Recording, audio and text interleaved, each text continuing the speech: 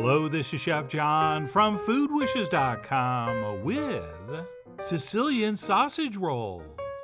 That's right, I'm going to show you my take on Tomasini, which no is not that authentic, but it is nice to look at and extremely delicious. And if you buy some ready-made pizza dough, it's also extremely easy.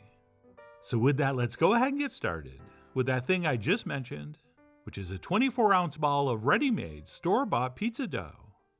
And what we'll do, using as much flour as we need, is press, stretch, and roll this out into a rectangle somewhere close to 12 by 18 inches. And by the way, if you have the time and you want to make this from scratch, one batch of our famous Wolfgang Puck pizza dough will give you just about the perfect amount. And one tip for working with pizza dough, since it tends to be very elastic, is that if you're having trouble getting it rolled out into the right shape and size, because it keeps contracting and stretching back in, just simply stop rolling for about a minute and let the dough relax, and then continue rolling and stretching. And you'll see eventually you'll get it into the right shape, or at least something close, which is all we ever ask.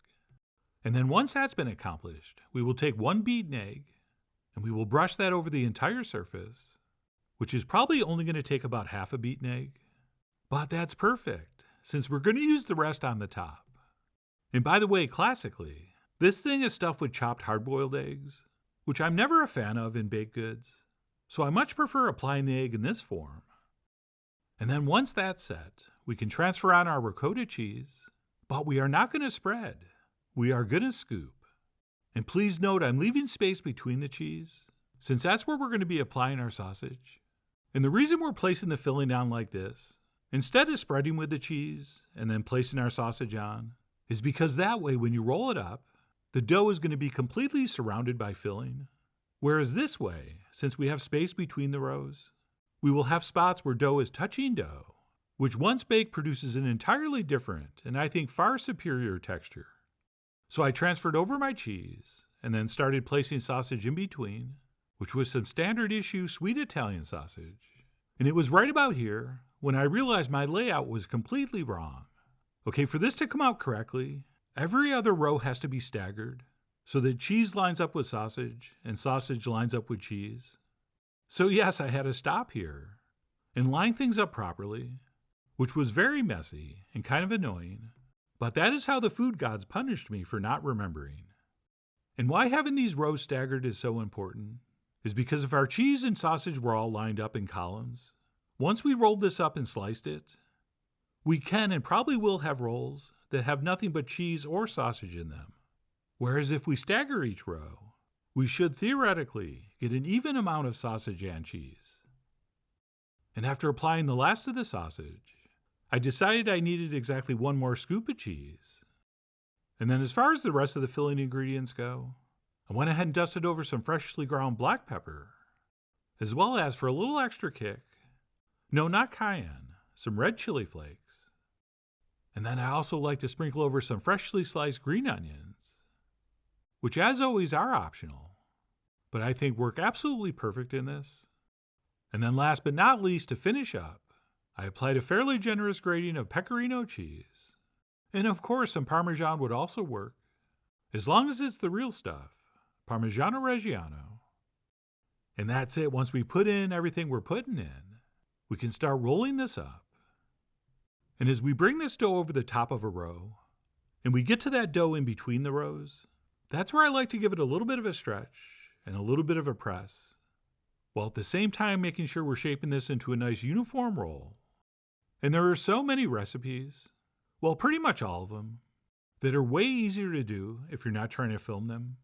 Okay, when you're moving cameras and lights and washing your hands between every shot, this kind of thing's going to take 2 or 3 times longer than it would normally. Which means my filling ingredients and dough are getting warmer and softer and harder to work with. But despite all that, it still came out amazingly well. And I only share that complaint so that you realize yours is going to be even better. Oh, and as usual, once we get towards the end, we generally want to stretch out the corners of the dough, as well as along the edge, so that we have enough to make a nice seal. And we will hopefully end up with the seam at the bottom. And then once rolled up, we can do a little fine tuning. And once that's been accomplished, we can take a knife And I'm going to cut right in the center about 3/4 of the way down. And then once I have this divided in quarters, I cut each quarter into 3 pieces, which are going to be about 1.5 inches wide. And I like to work from the center to the ends, since the very end is going to be mostly dough, which we could discard, or simply bake up like a roll and have a little chef snack. And once I had all these cuts made about 3/4 of the way down, I took my bench scraper to finish the cut off, mostly because I didn't want to use a knife on my stone counter. But also, as I mentioned, by this point this dough and filling was so soft and so warm, I thought the bench scraper would be the easiest way to go. And then once cut, we will somehow transfer that onto a parchment lined sheet pan. Oh, and as I pan these up, I should mention, even though it's super obvious, if you want to put some different kinds of meat or different kind of cheeses in this, go ahead. I mean, you are, after all, the RuPaul of making that call. Oh, and speaking of tucking, after panning these up, I noticed a piece of sausage and some filling that was left on the counter. So I picked it up and tucked it in, right underneath. And once this bakes up, no one will have any idea we did that.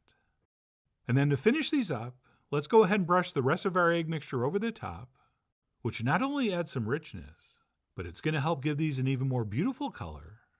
And then for one last touch, I like to grate a little more cheese on top, which is definitely optional, but the cheese and grater were sitting right there, so I thought, why not? And that's it. These are now ready to transfer into the center of a 400-degree oven for about 45 minutes, or until they're beautifully browned and look like this. Oh yeah, those do look nice, and kind of sort of like cheese sausage Danish. But don't worry, they don't taste like Danish. These are very, very savory to the extreme. And then I guess you could let them cool on the pan, but you know me. I like to transfer these things onto a cooling rack so they cool down a little faster and the bottoms don't get soggy. And besides the tops being a beautiful golden brown, if everything's gone according to plan, the bottoms should be just as beautiful. And if you want to eat these hot, go ahead, but I think they're much, much better if you let them cool down to room temp, which I sort of did before going in for the official bite. And that, my friends, while not an authentic Tomasini, is an absolutely delicious Tomasini. And I really hope I'm saying that right, even though I'm pretty sure I'm not. But anyway, even though those layers of dough were very, very thin by the time this got rolled up, and we used a fairly huge amount of filling, somehow, some way, these still bake up into a perfectly textured roll. And sure, you should definitely make these for yourself, but if you're looking for an easy, relatively inexpensive snack to put out at a party, I cannot think of anything better than this. Speaking of which, these are absolutely fine to serve as is, but in a party setting, some kind of dip might be nice.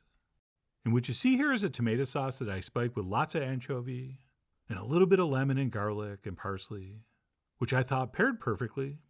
Although if you are going to do some kind of sauce for a party, please put a spoon in it so that people can grab a roll and throw it on a plate and then spoon some of the sauce on the side or on top.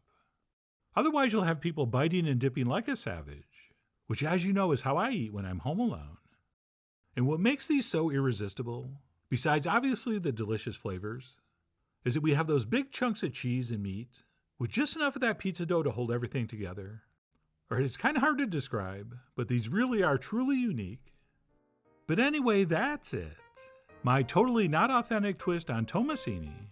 Whether you make your pizza dough from scratch or not, or whether you customize the fillings or do it just like we did, these really are an easy and spectacular thing to serve at a party, which is why I really do hope you give these a try soon.